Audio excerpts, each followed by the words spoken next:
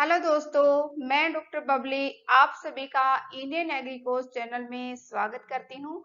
आज की वीडियो में हम डिस्कस करने वाले हैं कृषि संबंधित जितनी भी एग्रीकल्चर अपडेट्स हैं, एग्रीकल्चर की न्यूज हैं, उनके बारे में।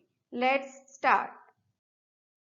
India has become self-sufficient in food production of which crop? Option A rice, option B wheat, option C sugar and option D all of the above. Bharat खाद्य उत्पादन में कौन कौन सी क्रॉप के प्रोडक्शन में आत्मनिर्भर हो चुका है।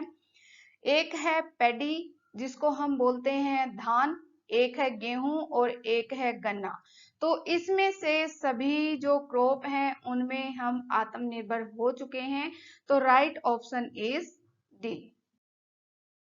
Which minister has announced a rupees 11,000 crore nation edible oil mission oil palm to make India self-sufficient in cooking oil including oil palm? Option A Ramnath Kovind and option B Amit Shah, option C Narendra Modi and option D Arvind Kejriwal. The right option is C Narendra Modi. इसके अंदर क्या है कि इन्होंने एक mission start किया है, एक स्कीम स्टार्ट की है जिसके थ्रू क्या किया जाएगा, जितना भी एडिबल ऑयल है जिसमें हम सनफ्लावर का भी ले सकते हैं, सोयाबीन का भी, ऑयल पाम का भी, इन सभी के प्रोडक्शन के लिए कुछ जमीन को हायर किया जाएगा जिस पे ज्यादा से ज्यादा इन क्रॉप्स का कल्टीवेशन किया जाएगा ताकि इंडिया जो एडिबल ऑयल है उसके प्रोडक्शन में भी आत्मनिर्भर बन सके। World biofuel day observe on which date every year? विश्व जैविक ईंधन हर साल कौन से तारीख को मनाया जाता है? The option A 7 August, option B 8 August, option C 9 August and option D 10 August. The right answer is 10 August. When was first World Biofuel Day observed? Option A August 2014, B August 2015, option C August 2016 and option D August 2017. The right answer is B August 2015. The government has made a provision for opening of कृषि विज्ञान केंद्र। जो mainly कृषि विज्ञान केंद्र है वो technology transfer करने के लिए होते हैं ताकि फार्मर्स तक वो टेक्नोलॉजी ट्रांसफर हो सकें जो उनके लिए बेनिफिशियल है। In each of the rural districts across the country, how many KVKs have been established across the country till date? Option A 725 KVK, option B 800 KVK and option C 1050 KVK and option D 500 KVK. The right answer is A 725 KVK. Next, the India international Kashmir saffron training centre constructed at option A Pampore, option B Patalbagh and option C Ladakh, option D Chinar Bagh. तो जो option A है वो क्या है, right answer है। The honey mission programme was launched by, जो honey produce करते हैं उसके प्रोडक्शन के लिए एक प्रोग्राम स्टार्ट किया गया था और वो किसने प्रोग्राम स्टार्ट किया था? Option A KVK, option B KVIC, option C ministry of agriculture and option D all of the above. The right answer is B KVIC. KVIC क्या है? Khadi and village industries commission है और ये MSME के तहत ये जो स्कीम है, प्रोग्राम है, वो लॉन्च किया गया 2017-18 में। दीनदयाल अंत्योदय योजना NRLM national rural livelihoods mission How many women farmers have been covered? Option A 1 crore, option B 1.19 crore, option C 1.25 crore, option D 1.5 crore. The right option is 1.19 crore. और ये किस time पे launch किया गया? जून के अंदर 2011 के अंदर ये जो योजना है वो लॉन्च की गई। पूसा डिकम्पोजर एक न्यू टेक्नोलॉजी डेवलप की बाय दी आईसीआर आईएआरआई ने। आईसीआर जो आईएआरआई है वो एक इंडियन एग्रीकल्चर रिसर्च इंस्टीट्यूट है, फिलहाल वो दिल्ली के अंदर है। उन्होंने अक्रॉस द कंट्री एक ऐसी टेक्नोलॉजी डेवलप की जो कि राइस स्ट्रा को थोड़े से टाइम में डिकम्पोज कर देगी। और उन्होंने फार्मर्स के बीच में एक स्लोगन भी दिया, जलाना नहीं गलाना है। राइस के स्ट्रा में एक मेन दिक्कत आती है डिकम्पोजिशन में, वो है लिग्निन की वजह से और ड्यू टू सिलिका कंटेंट, जिसकी वजह से इसका डिकम्पोज बहुत ही स्लो होता है और फार्मर्स को इस दुविधा से बाहर आने के लिए एक मेन रास्ता निकालना पड़ता है कि वो उसको बर्न कर दें, जितना भी राइस रेजिड्यू है वो उसको बर्न कर देते हैं। लेकिन बर्निंग से मेन दिक्कत आती है इन्वायरमेंट पोल्यूशन की, जो कि सभी लोगों के लिए या एनिमल्स के लिए, जितने भी लिविंग बींग्स हैं सभी के लिए प्रॉब्लम बनी हुई है। तो जो आईआरआई के साइंटिस्ट हैं उन्होंने एक टेक्नोलॉजी डेवलप की जो कि एक बहुत ही इजी टेक्नोलॉजी है, जिसके थ्रू राइस के स्ट्रा को बहुत कम टाइम में डिकम्पोज किया जा सकता है।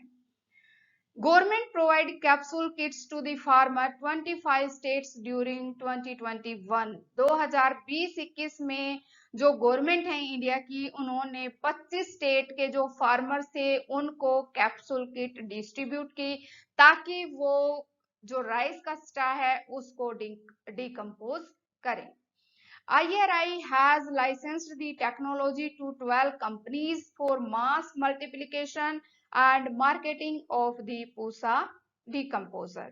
और इसके अलावा जो ICAR IRI न्यू दिल्ली में है, उन्होंने 2000 पैकेट्स ऑफ पूसा डिकम्पोजर के प्रोड्यूस किए हैं अपनी खुद की फैसिलिटी के लेवल पे। Institute of nano science and technology जो कि इस टाइम पे मोहाली के अंदर है, और ये एक ऑटोनोमस इंस्टीट्यूट है department of science and technology का।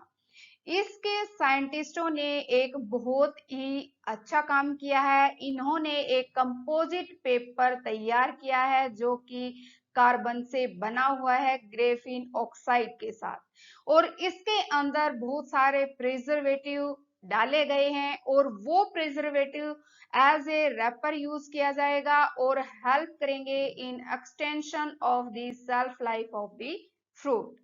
ये एक बहुत ही अच्छी टेक्नोलॉजी है। इस टेक्नोलॉजी के थ्रू जो डिपिंग टेक्नोलॉजी है, प्रिजर्वेटिव डिपिंग टेक्नोलॉजी, इससे हम छुटकारा पा सकते हैं। इस टेक्नोलॉजी की जो ड्रॉबैक्स हैं वो क्या है कि इसके पेपर के अंदर जितने भी प्रिजर्वेटिव हैं वो फ्रूट के सरफेस पे एब्जॉर्ब्ड हो जाते हैं, मींस चिपक जाते हैं, जिसकी वजह से ये एक क्रोनिक टॉक्सिसिटी कोज करता है to the consumers। Here the wrapper release the preservative only when needed। लेकिन इस केस में जो प्रिजर्वेटिव जो यूज किए गए हैं वो केवल तभी यूज होंगे जब वो उनकी जरूरत होगी, अदरवाइज वो फ्रूट के अंदर एब्जॉर्ब, फ्रूट के साथ एब्जॉर्ब नहीं होंगे। The wrapper can be reused, इसको किया जा सकता है, which is not possible with the present technology।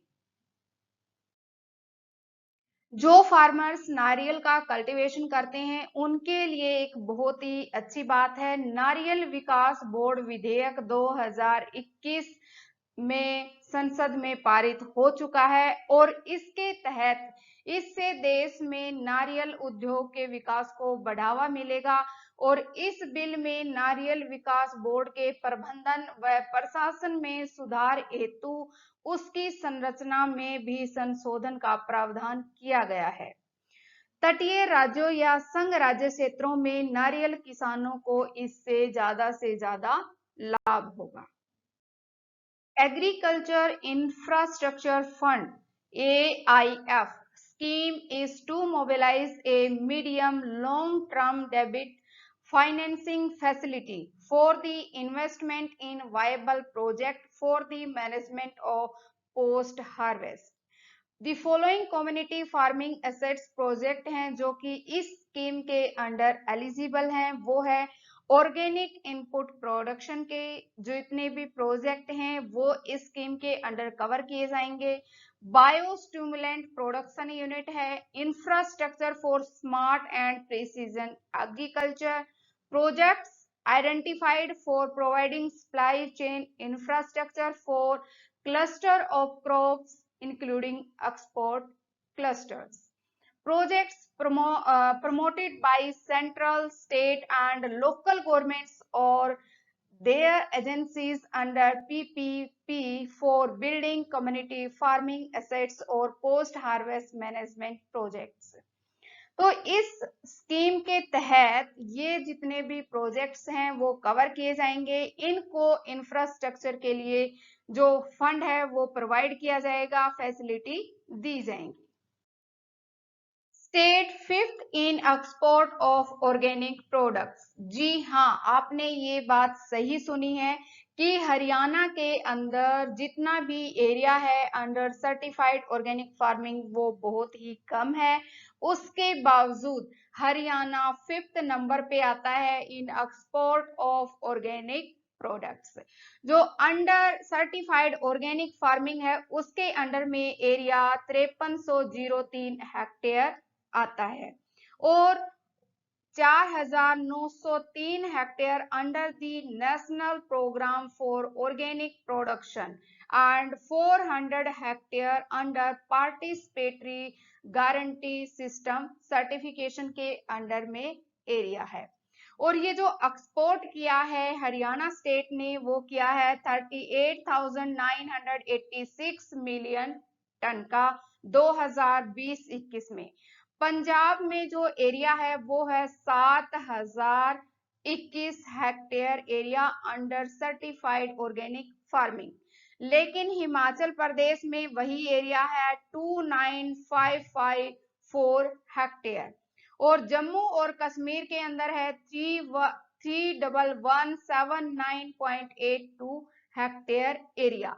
लेकिन जो सबसे ज्यादा एरिया है वो है मध्य प्रदेश के अंदर has the maximum area under certified organic farming in the country. It has 11.96 lakh hectare under cultivation and 6.26 lakh hectare are engaged in it। इतने फार्मर्स इस स्कीम के थ्रू इसमें जुड़े हुए हैं।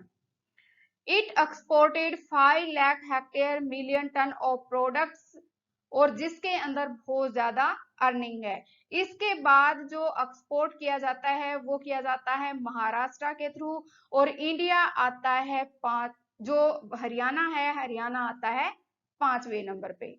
तो जो गवर्नमेंट है गवर्नमेंट ने एक स्कीम चलाई हुई है जिसका नाम है परंपरागत कृषि विज्ञान विकास योजना and mission organic value chain development और नॉर्थ ईस्टर्न रीजन के लिए है मेनली। ये स्कीम 2015-16 के अंदर ये स्टार्ट की गई।